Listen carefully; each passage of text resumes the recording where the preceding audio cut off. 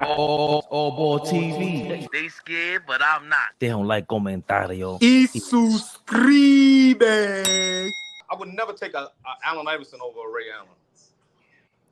Why? People would never understand that because Ray Allen plays the game so much better. Like, he don't need the ball to be dominant. That's why Steph Curry is so crazy. Right. It's not because he That's what we said. do all of this. You don't need the basketball to be dominant. You could run any kind of offense. Like, anybody could get off in that kind of offense. But He's I not think holding nobody back. But I think if you're just talking about like who you going to take, that's different than Not to me. who could be the best player on a championship level team. I don't know. Ray before Iverson. That's never been proven. But look, they played in the playoffs, right? Right. You know, Ray Allen like outclassed them. Like, it wasn't even close to me. Who won the series? They won the series because Mutombo was dominating them. Like I say, basketball be matchups. And if we don't go to matchups, Ray Allen outclassed his matchup. The only thing with that is, right, real quick, the game 6 we think is the referees gave it to Milwaukee or Philly, right? But they suspended Scott Williams, our big man, for game 7. Right. But remember, AI missed the game that series. He didn't play every game. So they might have been better without him. No, he was bad. Hell no. Listen to me. Hell no. Look, no. Let's be for real. Let's be for real here. Listen. Sure. Listen. You're gonna take somebody shooting 11 for 31 from the field to average 30 points? We're gonna take Allen Iverson shooting 11 or 31. Are you gonna take 11 for 31 from the field? What's your option? Aaron McKee? From Chuck. George Lynch? Aaron McKee played well. No, he's not shooting 31 shots, right? But I'm going to take it from the guy who doesn't have that many options on his team to go to. You talking about Ray Allen that had a Sam Cassell that had a number one pick. Never wanted those options on his team. A number one pick. He never wanted those options on his team because he wanted all the shots. So now Allen Iverson had control of he got Derek Coleman shipped out. He got Larry Hughes shipped out. He got these players shipped out. And I don't think made it to the finals. I think it was a fluke run. It was the right decision, Rod. They got to the finals. It worked. Larry Brown was all for it too. It worked. Let me tell you, it was a fluke run. Everybody had them fluke runs. We were talking about that earlier. Please said that. And I was on the side of that. On the side of that. Everybody Iverson had a fluke run. That's what I call it. That's 1 year. But AI was, remember, he's a gambler. He gambled correctly, got them up out of there, and he went to the finals. It was a great dice roll. Okay, I think. Cool. Listen, they could forever hold on to 2001. Shit, they show documentaries about 2001. I just saw it on NBA TV. I was just watching. It was dope. I respect it, but what I'm saying, it's not sustainable. Like, okay, you could kind of slide through, and the East was terrible at that point. What's terrible though? It was awful.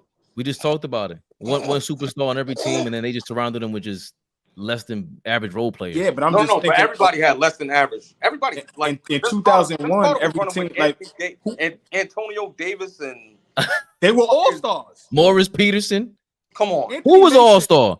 Let me cut my light on. Anthony Mason, Antonio Davis. These guys were all stars in early 2000s. Antonio Davis was awful. Like let's just be for real. Like, but that's what I'm saying. If a Jamal McGraw can make an all-star team, like the league was like, it was, you know, it was awful. But this is what I tell people all the time. Raymond, why not say this? The East? No, we were saying it back then. it was 4 or 5 of the championship caliber teams were out west. And that was the whole West was better. They going crazy. Any team that came from the West would have won the chip those years. The Kings, the Mavs, the Suns, the Suns. They have no respect. Won the chip. Phoenix could have won. Phoenix was better than everybody out east. Flea. Oh yeah, that's when the West. That's when the West was dominant. Yo, Dallas, the year Dirk hurt his knee, and they had the Spurs on the ropes. That was with Van Exel off the bench. Finley, they were crazy. Rafe LaFrance was there, I think. They were insane. That was the first team I thought that could win with no defense, because they were unstoppable. If they played today, oh my God, that's Steve what Nash I be was saying. still there. And this is what I be saying about scoring. That motherfucker Dirk. Right now, Dirk is in my top 10, but I'm gonna bump him. The only thing, Rod, I don't think you gotta admit, for me, Dirk had the same problem as LeBron and them. He was soft, bro. Steven Jackson should not check you. Yo, a lot of guys shouldn't have been able to check. No. It ain't about that. Golden State was a terrible fucking matchup for the Mavericks that year. Everybody knew this. No. They played the last game of the season. Remember this? Yeah. Avery Johnson rested his players. The media was like, why are you resting your players? Y'all can't beat them. This is a bad matchup. This is what I'm saying. Like, they was just a terrible matchup. And Don Nelson is coaching them. He used to coach Dallas. Like, he knew all their flaws. But I still feel like he knew how to play. Like, they like, why are y'all doing this? They could have put him out the playoffs. But we saw Steven Jackson at the top of the key guarding Dirk. I didn't like none of that. And that's a different Dirk than 2011. When he won the championship, he wasn't having any. It's not just some folklore. But he turned up on Miami. You also got to look at who was around him. Around Dallas? Yeah, like, he didn't really have a team like that. Like, they just was a bad matchup. Who was doing anything with Baron Davis at that point? In 06, they was in the finals with a really good team. That wasn't a really good team to me. That team wasn't a bad team. That was a bad team to me. I don't think that was a good team. Yeah, I was looking at that team. When you starting Eric Dampier and Disagana Job, I don't think that's a good team. But look at when though. Look at when. I'm talking about in general, period. I don't care. I feel you, but when it happened, and they got rid of Nash for who?